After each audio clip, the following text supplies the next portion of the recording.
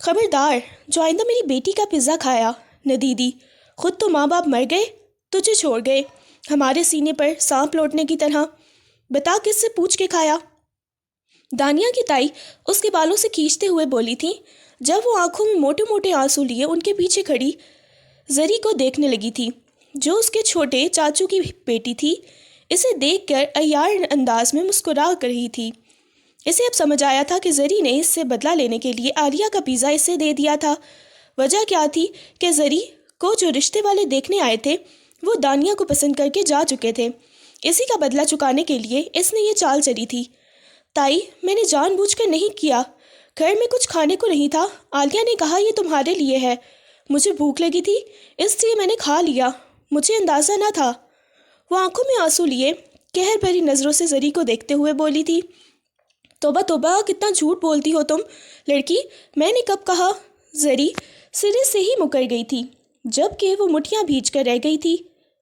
اب تمہاری سزا یہ ہے کہ تم آج رات بھی بھوکی رہو گی، سمجھی؟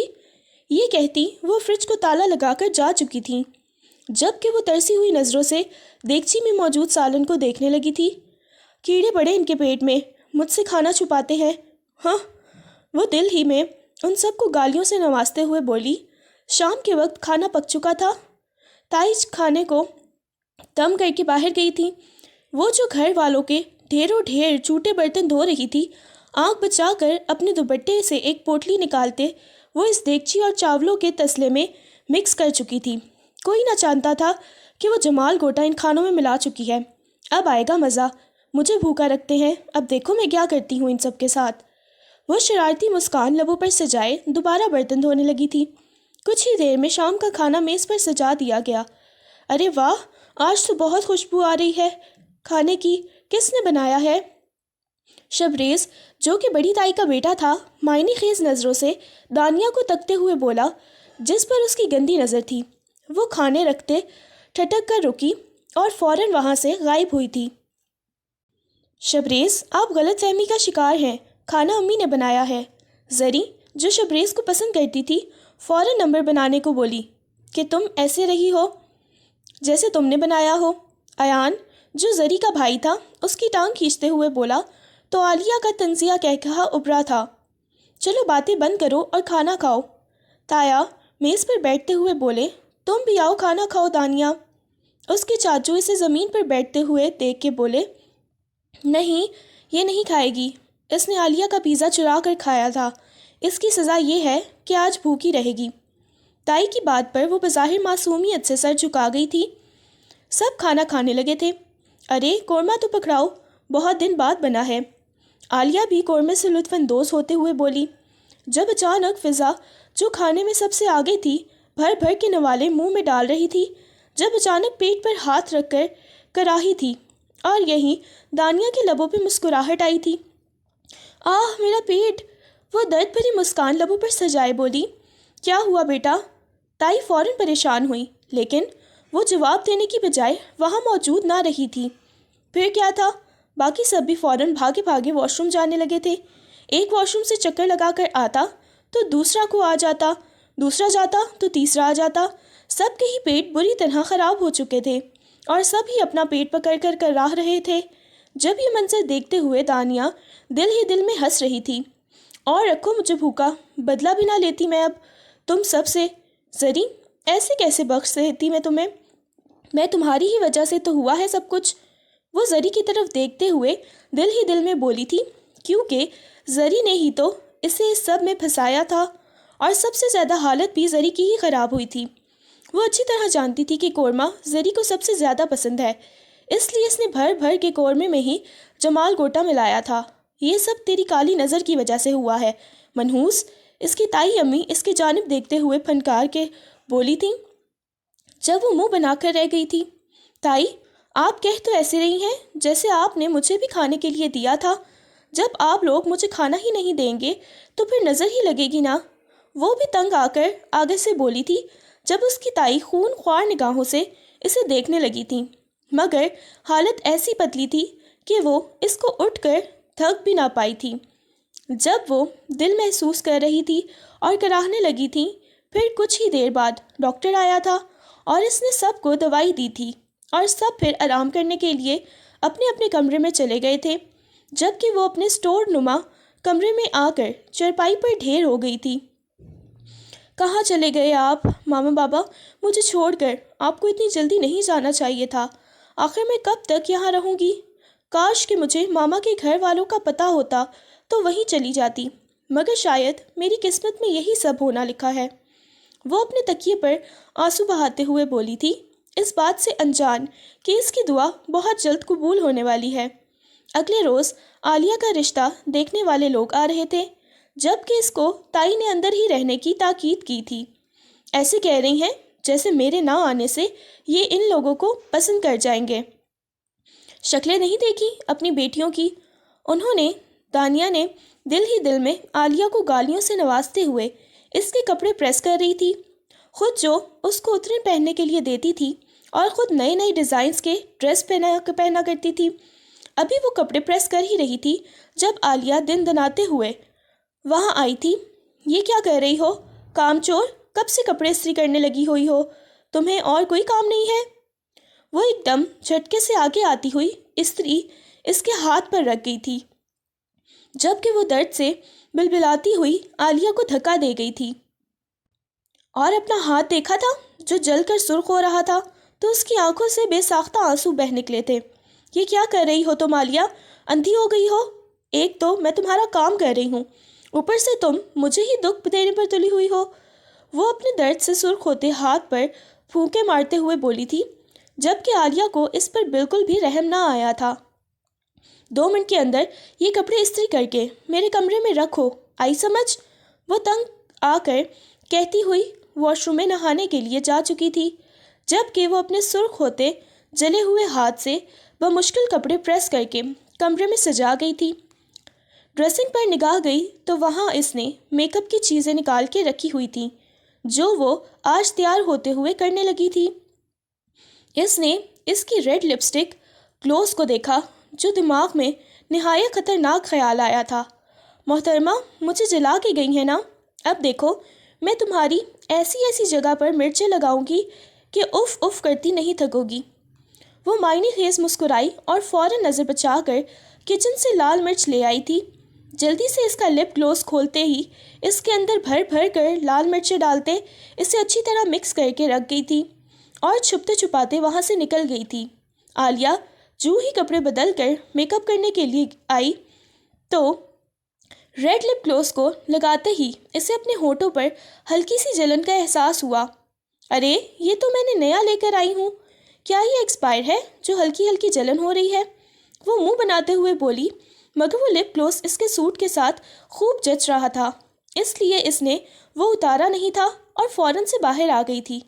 مہمانوں کے سامنے وقت گزرنے کے ساتھ ساتھ اس کے ہونٹوں پر جلن بڑھتی جا رہی تھی اور اس کی آنکھوں میں نمی آ رہی تھی۔ ارے کیا آپ کی لڑکی نے بوٹاکس کرایا ہے؟ لڑکی کی ماں اس کو حیرت سے دیکھ کر بولی تھی، جبکہ عالیہ کی ماں نفی میں سر ہلا کر رہ گئی تھی۔ نہیں نہیں ایسی تو کوئی بات نہیں ہے بہن، وہ ان کی جانب دیکھتے ہوئے بولی تھی، جبکہ عالیہ کے ہونٹوں پر نگاہ جاتے ہی وہ بھی حیرت سے دنگ ہو کر اسے اچنبے سے دیکھنے لگی تھیں اور دل ہی دل میں اسے گالیوں سے نوازنے لگی تھیں کہ کیا کر لیا تھا اس لڑکی نے اپنے ہونٹوں کو جو اتنا سوج گئے تھے۔ آنٹی یہ تو فیشن ہے، وہ ان کی جانب دیکھتے ہوئے اپنی حالت سے انجان بولی تھی، جبکہ اس کی ماں اپنا سر پیٹ کر رہ گئی تھی۔ لڑکا بھی عجیب نظروں سے اس کے ہونٹوں کو دیکھ رہا تھا، جبکہ وہ دل ہی دل میں خوش ہو رہی تھی کہ شاید ان لوگوں کو اس کے ہونٹ بہت پسند آ رہے ہیں، مگر بات تو اس سے بالکل برعکس تھی۔ جبکہ دروازے میں کھڑی چھپ کر دیکھتی ہوئی دانیہ یہ سب دیکھ کر دل ہی دل میں ہنس رہی تھی۔ اور جلاؤ میرا ہاتھ، اب تم اس سزا کی مستحق ہو۔ نتیجہ یہ نکلا تھا کہ وہ لوگ رشتے کو انکار کر کے چلے گئے تھے، جبکہ اس کی ماں اسے بری طرح پیٹ رہی تھی۔ کیا ضرورت تھی آخر اس طرح کا لپ گلوس لگانے کی؟ ہونٹ دیکھ کر اپنے کتنے سوج گئے ہیں، معلوم نہیں چل رہا ہونٹ ہیں یا بلب۔ جبکہ وہ بھی روتے ہوئے اپنے ہونٹوں کو دیکھ رہی تھی۔ اس کو ڈاکٹر کے پاس لے کر گئے تو پتہ چلا کہ اس نے کوئی ایسی چیز لگا لی تھی جو ہونٹوں پر نہیں لگانی چاہیے تھی۔ وہ رشتہ بھی ہاتھ سے جا چکا تھا، جبکہ اگلے روز وہ بالکل تنہا تھی حویلی میں۔ ہم لوگ جا رہے ہیں شادی پر، ہماری آنے تک ان سارے کام کر لینا، اس کی تائی سے دیکھتے ہوئے بولی تھی، جبکہ وہ اس بات میں سر ہلانے کے علاوہ کچھ بھی نہ کر سکتی تھی۔ دل تو اس کا بھی بہت تھا شادی میں جانے کا، مگر یہ لوگ اس کو لے کر ہی نہیں جاتے تھے تاکہ اس کے رشتے نہ آ جائیں، کیونکہ اگر کوئی بھی اس کو شادی میں دیکھتا تو اس کو ہی پسند کر جاتا، جبکہ عالیہ اور زری کے رشتے آنا بند ہو جاتے تھے اور اس کے رشتوں کی لائن لگ جاتی تھی۔ وہ لوگ تو جا چکے تھے، جبکہ وہ ان سب کے جانے کا فائدہ اٹھاتے ہوئے عالیہ کے کمرے میں آتے ہی اس کا ایک خوبصورت سا ڈریس پہن کر آئینے کے سامنے دیکھ رہی تھی، جبکہ اس کو اچھی طرح اندازہ تھا کہ گھر والے 3-4 گھنٹوں سے پہلے نہیں آئیں گے۔ وہ پیارا سا تیار ہو کے پورے گھر میں گھوم رہی تھی، جبکہ وہ اس سب میں یہ محسوس نہ کر پائی تھی کہ کوئی اس وقت دبے پاؤں واپس لوٹ آیا ہے۔ واہ، کتنا خوبصورت ڈریس ہے یہ عالیہ کا، کانوں کان خبر نہیں ہونے دیتی۔ وہ ریڈ ڈریس میں گھوم گھوم کے دیکھ رہی تھی، جب جھٹکے سے کسی نے اس کی کمر کو جیسے دبوچ کر ہاتھوں میں بھر لیا تھا کہ وہ ایک دم حواس باختہ ہو چکی تھی۔ کون ہے؟ وہ ڈرے سہمے لہجے میں بولی تھی، جب شبریز پر نگاہ پڑتے اس کی حالت کاٹو تو بطن سے لہو میں بہنے والی ہو گئی تھی۔ شبریز بھائی، آپ یہاں؟ وہ خوف سے ہکلاتے ہوئے بولی تھی۔ ارے میری جان، تم ڈر کیوں گئی ہو؟ میں ہی ہوں، امی تو نہیں جو مجھے دیکھ کر تمہاری جان لبوں پر آ گئی ہے؟ وہ اس کی جانب دیکھتے ہوئے بولا تھا اور اسے کس کر اپنے قریب کر گیا تھا۔ یہ کیا کر رہے ہیں آپ بھائی؟ چھوڑیں مجھے، یہ سب آپ ٹھیک نہیں کر رہے، میں چیخ کر سب کو اکٹھا کر لوں گی۔ وہ خوف سے سفید پڑتے اسے دھماکے ہوئے بولتی ہوئی تھی۔ وہ دھمکی سنتے ہی شبریز کے چہرے پر جو مسکراہٹ ابھری تھی وہ لمحے بھر کو سمٹ سی گئی تھی، مگر اگلے ہی لمحے اس کی آنکھوں میں ایک عجیب سی چمک ابھری تھی۔ اچھا، چیخو گی؟ چلو چیخو، اپنی دلی خواہش پوری کر لو۔ وہ طنزیہ ہنستا ہوا بولا، یہ پورا گھر خالی ہے، سب لوگ شادی پر گئے ہیں اور تم سمجھتی ہو کوئی تمہاری آواز سن کر تمہیں بچانے آئے گا؟ اس کی بات پر دانیہ کے ہاتھ پاؤں ٹھنڈے پڑ چکے تھے، دل زور زور سے دھڑک رہا تھا جیسے سینہ چیر کر باہر آ جائے گا۔ اس نے پوری طاقت سے خود کو اس کی گرفت سے چھڑانے کی کوشش کی، مگر شبریز کا ہاتھ جیسے اس کے جسم کی گہرائیوں کو ناپ لینا چاہتا تھا۔ چھوڑے مجھے، اس کی آواز رند گئی تھی، آنسوؤں سے چہرہ تر بتر ہو چکا تھا۔ آپ میرے بھائی جیسے ہیں، خدا کا خوف کریں، مجھے میری ہی نظروں میں مت گرائیں۔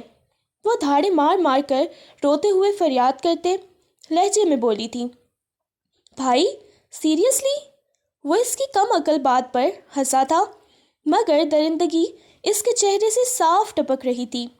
میں کب سے تمہارا سگا بھائی ہو گیا کیا؟ دانیہ، تمہیں تو سب پتہ ہے، ہم صرف کزنس ہیں۔ کزنس کبھی سگے بہن بھائی نہیں ہوتے، ہم صرف تھوڑا سا ہی مزہ کریں گے، کسی کو پتہ نہیں چلے گا۔ اور ویسے بھی تم نے یہ کپڑے کسی کو تو دکھانے ہیں اور لبھانے کے لیے پہنے تھے نا، پھر اتنا اوور ری ایکٹ کیوں کر رہی ہو؟ وہ اس کے گال پر اپنے سلگتے سرسراتے لب رکھتے ہوئے بولا تو وہ اور سسکی تھی۔ اس کے الفاظ تیر کی طرح دانیہ کے دل میں پیوست ہوتے چلے گئے تھے۔ آنکھوں میں آنسو آ گئے تھے، مگر اس نے خود کو ٹوٹنے نہیں دیا۔ اسے اچھی طرح معلوم تھا کہ اب اسے ہی خود کو بچانا تھا۔ میں نے یہ کپڑے اپنے لیے پہنے تھے، آپ کے لیے نہیں، جو آپ مجھے گھٹیا انسان مجھے چھو رہے ہیں۔ میں بکاؤ مال نہیں ہوں، وہ پوری جرت جمع کر کے دھاڑ کر بولی تھی، اور آپ کو کوئی حق نہیں کہ مجھے ہاتھ لگائیں۔ آپ کی بھی بہنیں ہیں، کم از کم ان کا ہی سوچ لیں۔ شبریز نے ایک لمحے کو اسے غور سے دیکھا جیسے اس کی بات کو سمجھ رہا ہو، مگر پھر سر جھٹک کر اس پر گرفت مزید سخت کی تھی۔ حق؟ وہ دانت پیستے ہوئے بولا، اس گھر میں تمہارا کون سا حق ہے؟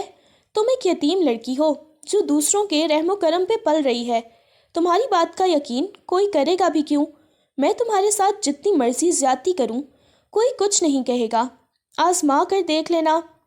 وہ آنکھ ونک کرتا ہوا بولا تھا جب اچانک سے اس نے اپنے گھٹنوں سے پوری طاقت کے ساتھ شبریز کی ٹانگ پر وار کیا تھا، جو توقع کے بالکل برعکس تھا۔ آہ!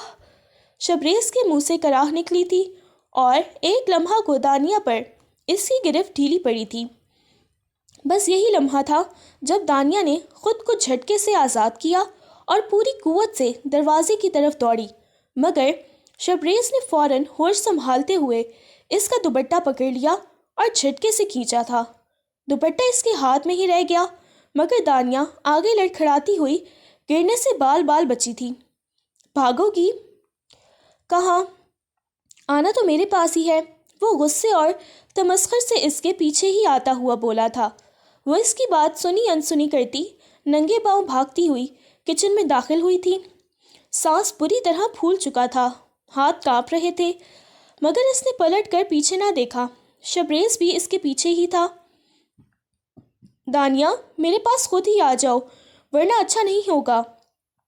کچن کے کاؤنٹر پر پڑی ہوئی ایک کانچ کی پلیٹ اس کی نظر میں آئی تھی، جو اس نے جھپٹ کر پلیٹ اٹھائی اور پوری طاقت سے اندر داخل ہوتے ہوئے شبریز کی طرف اچھالی تھی، جو اس کے کندھے سے ٹکرا کر نیچے گر کر چکنا چور ہوئی تھی۔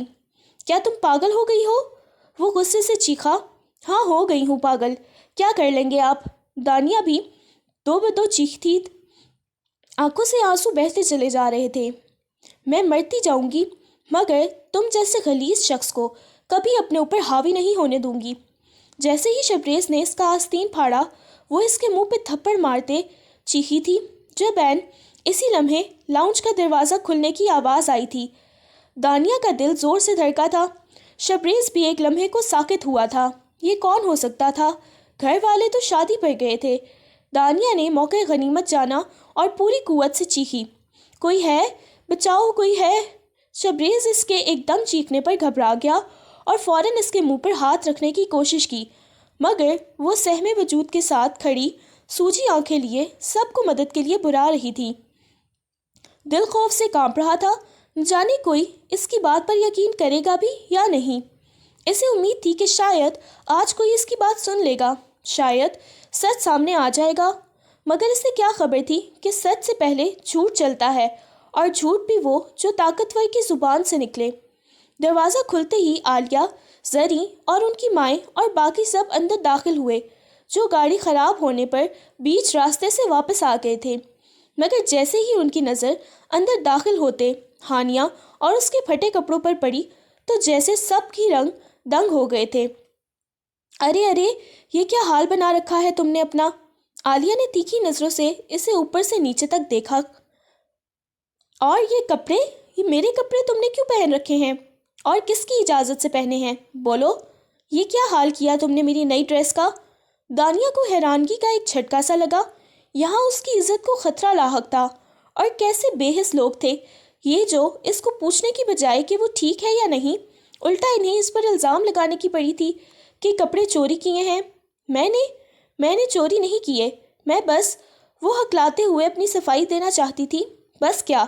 زری نے طنزیہ ہنسی ہنستے ہوئے اس کی بات کاٹی۔ اپنی حیثیت بھول گئی ہو کیا؟ اب عالیہ کے کپڑوں پر بھی نظر ہے تمہاری؟ پہلے تو کھانا چراتی تھی، اب چورنی کپڑے بھی چرانے لگی۔ ہاں، وہ تو پہ در الزامات سنتے صدمے میں گھری تھی۔ جب اسے خاموش دیکھ کر اسی لمحے شبریز آگے بڑھتے چہرے پہ مظلومیت اوڑھے بولا، امی میں کچھ کہنا چاہتا ہوں۔ اس کی بات پر سب کی نظریں اس پر جم گئی تھیں۔ یہ لڑکی، اس نے انگلی دانیہ کی طرف اٹھائی، عالیہ کے کمرے میں گئی، کپڑے چرائے اور پھر مجھے لبھانے کی کوشش کی ہے اس نے۔ میں نے منع کیا تو یہ چیخنے چلانے لگی تاکہ الزام مجھ پر ڈال سکے۔ اس کے اتنے گھٹیا الزام پر دانیہ کی سانس سوکھ گئی تھی۔ یہ جھوٹ ہے، الزام ہے مجھ پر، میں نے ایسا کچھ نہیں کیا، وہ چیخی، آنسو رخساروں پر رواں دواں تھے۔ میں نے کسی کو نہیں لبھایا، یہ سب جھوٹ۔ وہ پھٹتے دل سے اپنے کردار کی گواہی میں چلائی تھی۔ چپ! شبریز کی ماں نے تیز لہجے میں کہا، تمہاری ہمت کیسے ہوئی میرے بیٹے پر الزام لگانے کی؟ کل موہی کہی کی۔ وہ اس کے بال نوچتے چلائیں۔ عالیہ نے منہ بناتے آنکھوں پر حقارت لیے دیکھا تھا۔ امی دیکھا آپ نے؟ پہلے میرے کپڑے چوری کیے، اب ڈرامہ کر رہی ہے بھائی پر الزام لگانے کا۔ ایسی لڑکیوں کو گھر میں رہنے کا انجام یہی ہوتا ہے، نکالے اسے۔ ہاں، زری نے بھی کہا لگاتے کہا۔ ہاں، اور میڈم کہتی ہے مظلوم ہوں۔ واہ بھائی واہ، کمال کی ایکٹر ہے یہ۔ اس کی کاٹ دار لہجے پر دانیہ نے کانپتے ہاتھوں سے اپنے کپڑے، اس وقت اس سے سخت نفرت ہو رہی تھی اپنے کردار کی صفائی دینے سے، مگر وہ بھی کیا کرتی، اس کے حق میں بولنے والا جو یہاں کوئی نہ تھا۔ تھامے، اللہ کی قسم میں نے کچھ نہیں کیا، شبریز خود آیا تھا میرے قریب اور اس نے میرے کپڑے پھاڑے ہیں۔ وہ بے بسی سے اس کی طرف دیکھنے لگی۔ تم جانتے ہو سچ کیا ہے؟ کیوں گناہ کے مرتکب ہو رہے ہو؟ اس کی بات پر شبریز نے نظریں چرا لی تھی۔ امی میں کیوں جھوٹ بولوں گا؟ وہ ڈھٹائی سے بولا۔ یہ تو شروع سے ہی جھوٹی ہے۔ اس کو مسلسل جھوٹ بولتے دیکھ دانیہ کو تاؤ آیا تھا۔ اس نے آگے بڑھ کر کس کر شبریز کے منہ پر ایک نہیں 2-3 تھپڑ جھاڑ ڈالے تھے، جبکہ وہ بے یقینی سے منہ کھولے اسے دیکھنے لگا تھا۔ ششدر تو اس کی تائی بھی رہ گئی تھی، وہ بھی غصے سے اس پر چپٹ پڑی تھی، مگر اس سے پہلے کہ وہ اس کو تھپڑ سے نوازتی، کسی نے درمیان میں ہی ان کا ہاتھ روک لیا تھا، جنہوں نے جھٹکے سے انہیں پیچھے تک دھکیلا تھا کہ وہ نیچے گر پڑی تھیں اور چلانے لگی تھیں کسی غیر مرد کو بیچ میں آتے دیکھ کر، جبکہ وہ حیرت سے دنگ کھڑی سامنے مہربان ہستی کو دیکھ رہی تھیں، جس نے آج لوگوں کے طنز بھرے نشتروں سے اور دھنگ کر دھلائی ہونے سے اسے بچا لیا تھا۔ وہ اس شخص کو نہیں پہچانتی تھی، مگر جیسے ہی وہ اس کی طرف پلٹے وہ حیرت زدہ رہ گئی تھی۔ اپنی ماں کے پاس اس نے ان کی تصویر دیکھی تھی، وہ شخص کوئی اور نہیں بلکہ اس کا سگا نانا تھا۔ نانا جان؟ اس کے منہ سے حیرت سے یہ لفظ سرسراتے ہوئے نکلے تھے جب انہوں نے بے اختیار تڑپ کر اسے تھاما تھا اور اپنے سینے سے لگایا تھا۔ کہاں تھی تم میری بچی؟ میں نے تمہیں کتنا ڈھونڈا اور تمہیں ڈھونڈتے ڈھونڈتے اتنی دیر لگ گئی۔ کیسی ہو تم؟ ٹھیک ہو؟ وہ اس کو پیار سے اپنے سینے میں بھینچتے ہوئے بولے تھے، جبکہ وہ روتے ہوئے اس کے گلے لگ گئی۔ جبکہ اس کی بکھری حالت دیکھ کر انہوں نے فٹافٹ اپنے کندھوں سے چادر اتارتے اس کے گرد اڑائی تھی۔ کس نے کی میری بیٹی کی یہ حالت؟ اس کی اس قدر بری حالت دیکھتے ہوئے وہ دھاڑ کر کھانے والی لہجے میں بولے تھے، جبکہ اس نے کپ کپاتی ہوئی انگلی شبریز کی طرف کر دی تو وہ چیل کر کی طرح اس پر پھٹنے لگے تھے۔ اس عمر میں بھی ان میں خاصی طاقت تھی کہ انہوں نے شبریز کو دھنگ کر رکھ دیا تھا، جبکہ اس کی تائی اور چاچی چیختی اور چلاتی رہ گئی تھی۔ اس وقت گھر میں مرد حضرات نہیں تھے، اس لیے شبریز کو اور کوئی بچا نہیں پایا تھا۔ اس کا منہ لہو لہان ہو چکا تھا۔ جیسے ہی اس نے کچھ کرنا چاہا تو انہوں نے اپنے گارڈز کو اشارہ کیا تھا جو اسے روئی کے گالے کی طرح دھن کر رہے تھے۔ چھوڑ دو میرے بچے کو، اللہ کا واسطہ ہے، چھوڑ دو، کیا جان لو گے اس کی؟ کچھ تو رحم کرو۔ تائی ان کے قریب آتے ان کے پاؤں میں بیٹھ گئی تھی، جب وہ حقارت سے پھنکارتے تھے۔ میری بیٹی بھی کچھ دیر پہلے اسی طرح چلا رہی تھی، رو رہی تھی، مگر اس کی بے گناہی کا یقین تو کسی نے نہیں کیا تھا۔ آپ لوگ اس پر تہمت لگا رہے تھے، اسے مار رہے تھے، تب آپ لوگوں کو رحم آیا تھا، تو پھر مجھے کیوں آئے گا؟ اس کی یہی سزا ہے کہ موت اس کا مقدر بن جائے۔ جو میری بیٹی کی آنکھ میں ایک آنسو بھی لانے کا سبب بنے گا، اس کا مقدر موت ہی ہوگی۔ اپنے بیٹے پر بات آئی تو وہ تڑپ گئی۔ محترمہ، دوسروں کی اولاد پلاسٹک کی ہے کیا؟ وہ غصے سے فنفناتے ہوئے بولے تھے اور اسے اشارہ کیا تھا اپنے ساتھ چلنے کا۔ کہاں جا رہی ہو تم؟ یہاں سے نہیں جا سکتی، تمہارے تایا کو کیا جواب دیں گے ہم؟ اس کی تائی اس کو جاتے دیکھ کر کلائی تھی، مفت کی نوکرانی جو ہاتھ سے نکل رہی تھی، موت تو پڑنی ہی تھی۔ یہ میرے ساتھ جا رہی ہے، نانا ہوں میں اس کا، میری نواسی ہے، تم لوگوں کے پاس اس کو رکھنے کی اوقات نہیں ہے۔ اگر تمہارے شوہر نے میرے در پر آ کر شکل دکھانے کی کوشش بھی کی تو زندہ زمین میں گاڑ دوں گا۔ جو میری نواسی کو ڈھنگ سے پال تک نہیں رکھ سکتا تھا۔ یہ کہتے ہوئے وہ اسے لے کر باہر نکلتے چلے گئے تھے اور جاتے جاتے اشارہ کرنا نہ بھولے تھے اپنے گارڈز کو کہ اس کو حوالات میں بند کروا دیں۔ پیچھے وہ لوگ روتے رہ گئے تھے کہ شبریز کو چھوڑ دیں، مگر ان پر کوئی اثر نہ ہوا تھا، جب کہ وہ گاڑی میں اسے پیار بھری نظروں سے دیکھتے اپنے سینے سے لپٹائے بیٹھے تھے۔ نانا جان، آپ نے آنے میں اتنی دیر کیوں کر دی؟ آپ جانتے ہیں ماما بابا کے جانے کے بعد میرے ساتھ کیا سلوک کیا ان لوگوں نے؟ مجھے 2 وقت کی روٹی تک نہیں دیتے تھے، مجھے کھانا بھی چرا کر کھانا پڑتا تھا۔ یہ کہتے وہ بلک بلک کر رو رہی تھی، جبکہ اس کے آنسو ان کے دل پر گرتے ان کے دل کو زخمی کر رہے تھے۔ تم فکر مت کرو میری بیٹی، میں آ گیا ہوں نا۔ اب ہم جا رہے ہیں شاہوں کی حویلی، وہاں جا کر دیکھنا تمہیں سب کتنا پیار سے پلکوں پر بٹھا کر رکھیں گے۔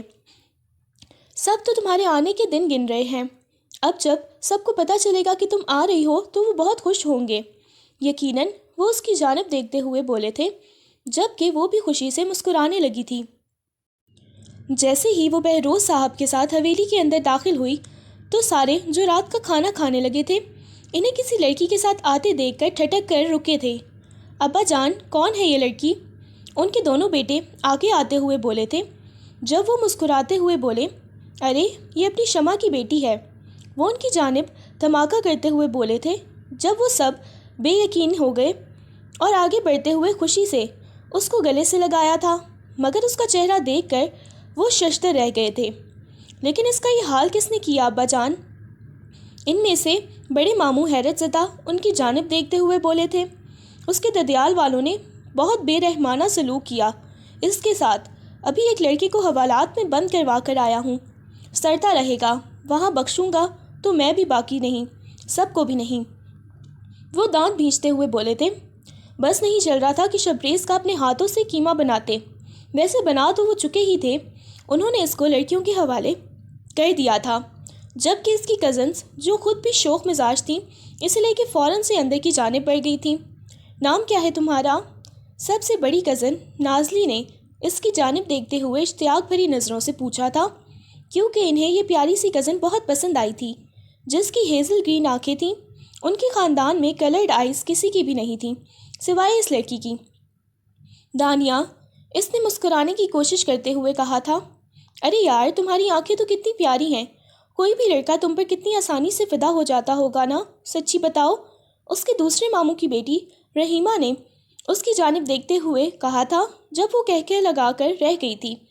یار تمہاری تو ہنسی بھی کتنی پیاری ہے، اس کی بہن نے بھی اس کی طرف اشتیاق بھری نظروں سے دیکھتے ہوئے کہا تھا، جس پر وہ بے اختیار ہنسنے لگی تھی۔ تم سب بھی بہت پیاری ہو، اس نے بڑے دل کے ساتھ کہا تھا، لیکن تمہارا یہ حال کس نے کیا؟ اگر وہ لڑکا میرے ہاتھ میں ہوتا تو یقیناً اس کی میں تکا بوٹی کر ڈالتی۔ نہال، جو دوسرے ماموں کی سب سے چھوٹی بیٹی تھی، ناک پھلاتے ہوئے بولی تھی، جبکہ اس کی بات پر اسے جی بھر کر پیار آیا اور ہنسی بھی آئی۔ دل تو میرا بھی یہی چاہ رہا تھا، 2-3 تھپڑ تو میں نے بھی اسے جھاڑ دیے تھے، مگر میں اکیلی لڑکی کب تک اس کا مقابلہ کرتی؟ وہ دل محسوس کر رہ گئی تھی۔ مگر کوئی نہ، تم یہاں آ گئی ہو نا، تو ہم سب تمہارا بہت خیال رکھیں گے تاکہ تم سرخ گلاب کی طرح بھرپور کھل جاؤ۔ نازلی اسے پیار سے پچکارتے ہوئے بولی اور ایک نیا ڈریس لا کر دیا تھا پہننے کے لیے۔ کچھ دیر میں وہ براؤن ڈریس پہنے کوئی پٹھانی لڑکی ہی تو لگ رہی تھی، جبکہ سبھی اسے واری جانے والی نظروں سے دیکھنے لگی تھیں۔ تم سب کو بھی وہی لگ رہا ہے جو مجھے لگ رہا ہے، نازلی اپنی کزن کو دیکھتے ہوئے بولی تھی، جبکہ وہ بھی آنکھوں ہی آنکھوں میں شریر انداز سے مسکراتے ہوئے اسے دیکھنے لگی تھی۔ تم سب مجھے ایسے کیوں دیکھ رہی ہو؟ دانیہ کی جانب دیکھتے ہوئے مشکوک لہجے میں بولی تھی، جب وہ کھلکھلا کر ہنسی تھی۔ نہیں، کچھ نہیں، بس ہمیں یہ لگ رہا ہے کہ تمہاری بات بہت جلد پکی ہونے والی ہے۔ وہ اس کی جانب دیکھتے ہوئے اس کے سر پر دھماکہ کرتے ہوئے بولی تھی۔ کیا مطلب؟ ابھی تو میں آئی ہوں اور ابھی سے نانا جان مجھے یہاں سے بھیج دیں گے؟ وہ دکھی ہوتے ہوئے بولی تھی، جب نازنی آگے بڑھ کر نفی میں سر ہلا گئی تھی۔ ارے پاگل، بالکل بھی نہیں، تمہیں نہیں پتا ہمارے بھائی کتنے ہینڈسم ہیں، انہی سے ہوگی تمہاری شادی۔ وہ اس کو حیرت میں مبتلا کرتے ہوئے بولی تھی۔ ارے کون سے بھائی، مجھے بھی تو بتاؤ۔ وہ اسے اچنبے سے بولی تھی، جب ان سب لڑکیوں نے ایک بڑی سی لارج سائز تصویر ازلان کی لا کر اس کے سامنے رکھ دی تھی، اور اس تصویر میں موجود لڑکے کو دیکھ کر اس کا دل تیزی سے دھڑکنے لگا تھا۔ وہ لڑکا اس قدر خوبرو تھا جیسے کوئی شہزادہ ہو۔ وہ ٹھٹک کر اس کو دیکھنے لگی تھی۔ جبکہ اس کو اتنی محویت سے اذلان کی تصویر گھورتے دیکھ کر وہ سبھی کھلکھلا کر ہنسنے لگی تھیں، جبکہ ان سب کو چھت پھاڑ کر کہکے لگاتے دیکھ کر وہ جھٹکے سے ہوش میں آئی تھی اور خجل ہو کر آنکھیں چرانے لگی تھی۔ اب سمجھ گئی نا بھولی لڑکی، تمہیں کہیں جانے کی ضرورت نہیں پڑے گی، تم ہمارے ساتھ ہمیشہ اسی گھر میں رہو گی، اسی بات کی تو خوشی ہے ہمیں۔ وہ اسے پیار سے اپنے ساتھ لپٹاتے ہوئے بولی۔ اور نہیں تو کیا، سارے یہ کہتے کھلکھلا کر ہنستی تھیں، جبکہ تھوڑی دیر بعد انہوں نے اس کو اذلان کے چھوٹے بھائی ارسلان اور چھوٹے ماموں کے 2 بیٹوں احد اور فہد کے بارے میں بتایا تھا۔ وہ الگ بات تھی کہ یہ لڑکے اس وقت حویلی میں موجود نہ تھے، مگر وہ سب جانتی تھی کہ کچھ ہی دیر میں وہ لوگ آنے لگے ہیں۔ چلو اب نیچے چلتے ہیں، سارے ہمارا ویٹ کر رہے ہوں گے کھانے پر۔ وہ یہ کہتے ہوئے اس کا ہاتھ پکڑتے ہوئے اسے نیچے لے جا چکی تھی۔ تب تک انہوں نے جا کر دیکھا تو سب لڑکے ابھی داخل ہوئے تھے حویلی میں اور سب سے مل کر اپنی اپنی کرسی پر براجمان ہوئے تھے۔ جب لڑکیاں اسے لے کر آئی تھیں، نازلی نے اس کو اپنے پاس بٹھایا تھا، جبکہ سارے لڑکے اچنبھے سے اس نئی لڑکی کو دیکھنے لگے تھے اور معنی خیز متبادلے میں مبتلا ہو گئے تھے، ایک دوسرے کی نگاہوں میں آنکھیں ڈالتے ہوئے۔ ایان نے فوراً بوائز کے گروپ میں میسج کھڑکایا تھا، ارے یہ کون سی لڑکی ہے اور کب نازل ہوئی، ہمیں کیوں نہیں بتایا کسی نے؟ وہ سارے ایک دوسرے سے میسج پر بات کرنے لگے تھے جب نانا جان گلا کھنکار کر بولے تھے، آج میں بہت خوش ہوں، آج مجھے اپنی نواسی مل گئی جیسے کئی سالوں سے میں ڈھونڈ رہا تھا۔ میں اور ایک خوشی کی بات یہ بھی ہے کہ اس کی شادی آنے والے سوموار کو اذلان کے ساتھ کی جائے گی۔ وہ اذلان پر بھی دھماکہ کرتے ہوئے بولے، جو ششدر سا ان کا چہرہ دیکھ رہا تھا۔ دادا جان یہ آپ کیا کہہ رہے ہیں؟ وہ حیرت بھرے انداز میں بولا تھا، جبکہ وہ ایک دم ان کے رشتے کی بات کرنے پر نظریں چراتے ہوئے کھانا کھانے لگی تھی۔ اس کی بھرپور کوشش تھی کہ نظر اٹھا کر اذلان کو نہ دیکھے، کیونکہ اپنے چہرے پر تپش نظروں کا احساس اسے بخوبی ہو رہا تھا۔ وہی کہہ رہا ہوں جو تم سن رہے ہو، کیا تمہیں کوئی اعتراض ہے؟ وہ اس کی جانب دیکھتے ہوئے اکھڑے لہجے میں بولے تھے، جب وہ تیزی سے نفی میں سر ہلا گیا تھا۔ آپ کی خواہش کیا کہ میری بھلا کیا مجال، مجھے کوئی اعتراض نہیں ہے، وہ آرام دہ لہجے میں بولا تھا، جبکہ ذرا کی ذرا نظر اٹھا کر اس حسین لڑکی کو بھی دیکھا تھا جو رشتے کی بات پر ہی سرخ پڑنے لگی تھی جیسے آج ہی اس کی شادی ہو۔ کھانے کے بعد وہ کمرے میں آ کر ٹہلنے لگا تھا، اسے اندازہ نہ تھا کہ اس کی شادی دادا جان اچانک پلان کر لیں گے۔ پتہ نہیں کیسی لڑکی ہے، کہاں سے آئی ہے، وہ دل ہی دل میں سوچتے ہوئے بولا تھا۔ 1 ہفتہ ہو چکا تھا اس کو آئے ہوئے، وہ اچھی طرح گھل مل گئی تھی۔ حویلی میں جلد ہی اس کی شادی کی تیاریاں شروع ہو چکی تھیں۔ یار یہ چائے تو لے کر جاؤ بھائی کے کمرے میں، نازلی آگے آتے ہوئے اس کو چائے تھماتے ہوئے بولی تھی، جب وہ خوف سے اسے دیکھنے لگی تھی۔ ارے یار مروانا ہے کیا مجھے؟ ایسے ہی لے جاؤ، میں تمہارے اس ہلاکو خان بھائی کے پاس جاؤں تو وہ ایسے دیکھتے ہیں جیسے آنکھوں ہی آنکھوں میں مجھے نکل لیں گے۔ ابھی 2 دن ہے شادی میں، پلیز مجھ پر کچھ رحم کرو، وہ منہ بناتے ہوئے بیچارگی سے بولی تھی، جب ساری کزنس نے اس کو کمرے میں دھکا دے کر ہی چھوڑا تھا۔ جیسے ہی وہ اندر گئی تو واش روم سے پانی گرنے کی آواز آ رہی تھی، یقیناً وہ نہا رہا تھا۔ وہ جلدی سے آگے آئی اور ٹیبل پر چائے رکھ کر جانا چاہا، مگر عین وقت پر اس کی چائے اس کے ڈاکومنٹس پر گر گئی تھی، جبکہ وہ سر تھامے اس کے ڈاکومنٹس کو دیکھنے لگی تھی جو بگڑتے چلے جا رہے تھے۔ اس نے فوراً سے ڈاکومنٹس اٹھاتے ہوئے چائے جھاڑنی چاہی، مگر وہ پوری طرح برباد ہو چکے تھے۔ وہ سر تھام کر رہ گئی تھی جب پیچھے ہی وہ تولیے میں باہر آیا تھا۔ یہ کیا کر رہی ہو تم؟ اس کی کرخت آواز نے وہ جھٹکے سے پلٹی تھی۔ وہ نہیں کرنا چاہتی تھی، مگر اپنے ڈاکومنٹس کا بیڑا غرق ہوتے دیکھ کر وہ اس کے سر پر پہنچا تھا۔ اس کو یہ خیال بھی نہ رہا تھا کہ وہ اس وقت صرف تولیے میں بند کر دیا منہ پہ۔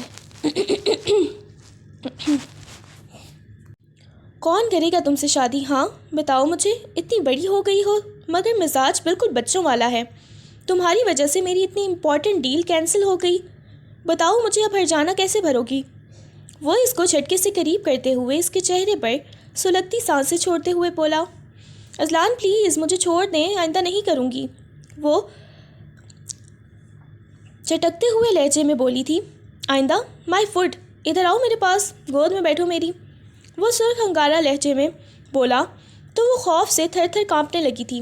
وہ تو اس کی پتلی حالت ہوتے دیکھ کر بس اسے تنگ کرنا چاہ رہا تھا۔ اسے مزہ جو آ رہا تھا۔ کیا پاگل ہو گئے ہیں آپ؟ میں نے آپ کی فرنگی گرل فرینڈ کو آپ کی گندی باتیں بتا دینی ہیں۔ وہ جو کل اپنے سیکریٹری سے بات کرتے دیکھ چکی تھی، اسی کے انداز سے بولی تھی۔ ابھی وہ بول ہی رہی تھی کہ وہ اس کے قریب ہوتے اس کے لبوں کو گھورنے لگا۔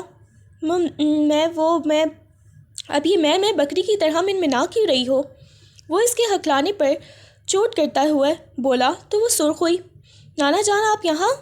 وہ دروازے کی جانب دیکھتے آنکھیں بڑی کرتے ہوئے بولی تو وہ جھٹکے سے اسے چھوڑ گیا تھا۔ نانا جان وہ بغیر دروازے کی طرف دیکھے ہی بہانہ گڑنے لگا تھا۔ اب آپ بکرے کی طرح کیوں منمنا رہے ہیں؟ وہ شریر انداز میں دروازے میں کھڑی بھاگنے کی تیاری کرتے اسے چڑھاتی ہوئی بولی، تو تم مجھے چڑھا رہی تھی؟ ایک بار میرے ہاتھ آ جاؤ ذرا پھر بتاتا ہوں۔ وہ منہ پر ہاتھ پھیرتے ہوئے بولا تو وہ اسے زبان دکھاتی رفو چکر ہوئی تھی۔ اللہ اللہ کر کے رخصتی کا دن بھی آ چکا تھا۔ نکاح قبول ہوتے ہی جب سب اسے مبارکباد دینے لگے تھے، مبارکبادوں کی گونج ابھی پوری طرح تھمی بھی نہ تھی کہ اچانک دروازے پر شور اٹھا تھا۔ سب کی نظریں ایک ساتھ ادھر اٹھیں تو شبریز غصے اور بوکھلاہٹ کے عالم میں اندر داخل ہو چکا تھا۔ اس کے پیچھے اس کی ماں اور چچی بھی تھیں، جن کے چہرے پر نفرت اور انتقام کے آثار تھے۔ اذلان، اس لڑکی کو فوراً چھوڑ دو، یہ بد کردار لڑکی ہے، تمہارے لائق نہیں ہے۔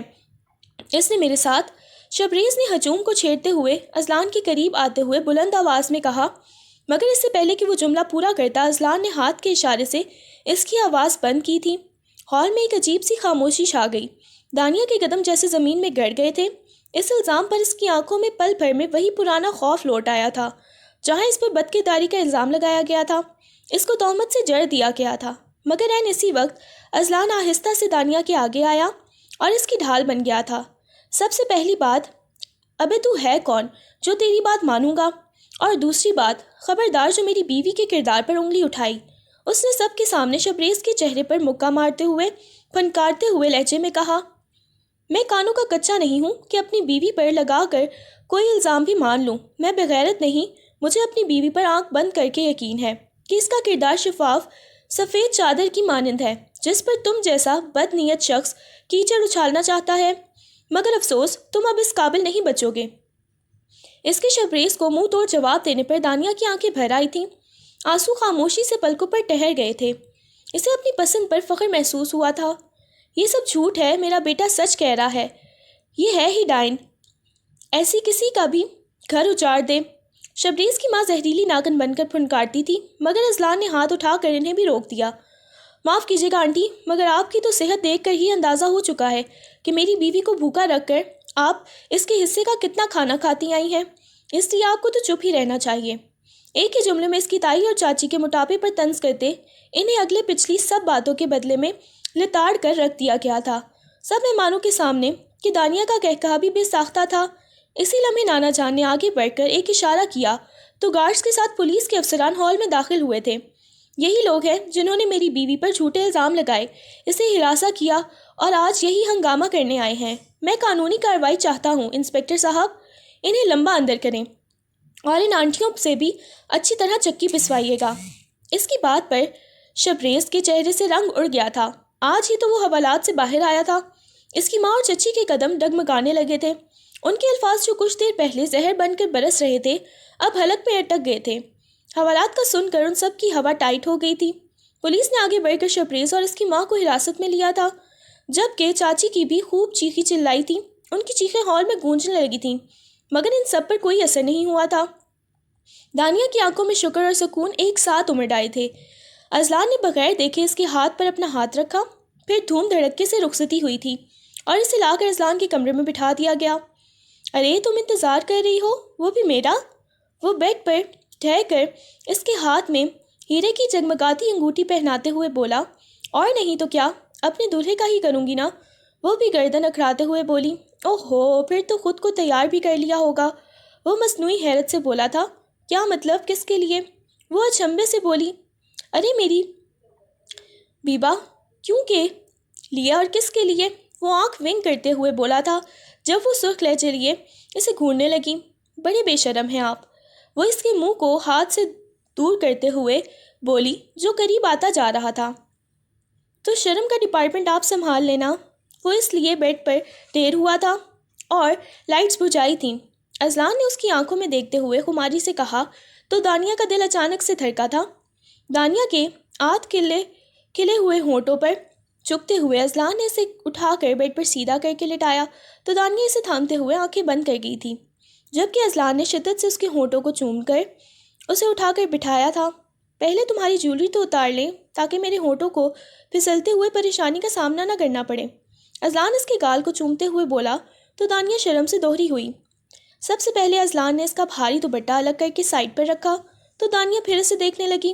بہت پیارا لگ رہا ہوں کیا، جو آج بنا شرمائے مجھے دیکھتے جا رہی ہو؟ دانیہ کی نظروں کو کب سے خود پر محسوس کرتے ہوئے وہ شرارت سے پوچھنے لگا تو دانیہ کے ہونٹوں پر شرمیلی سی مسکراہٹ آئی۔ وہ ہاتھ بڑھاتے ہوئے اس کے کالے گھنے بالوں کو بکھیر گئی تھی۔ اذلان نے جھکتے ہوئے اس کے بالوں کی خوشبو محسوس کرتے گہرا سانس بھرا تھا۔ اذلان کی آگ جیسی سانسوں کو گردن پر محسوس کرتے دانیہ ہلکا سا کانپ گئی تھی۔ اسے اپنے پورے جسم میں کرنٹ اٹھتا ہوا محسوس ہو رہا تھا۔ ہمت کرتے وہ اپنے جسم پر اس کے رینگتے ہوئے ہاتھوں کو محسوس کرنے لگی۔ اذلان اس کی ساری جیولری نکال کر الگ کر چکا تھا۔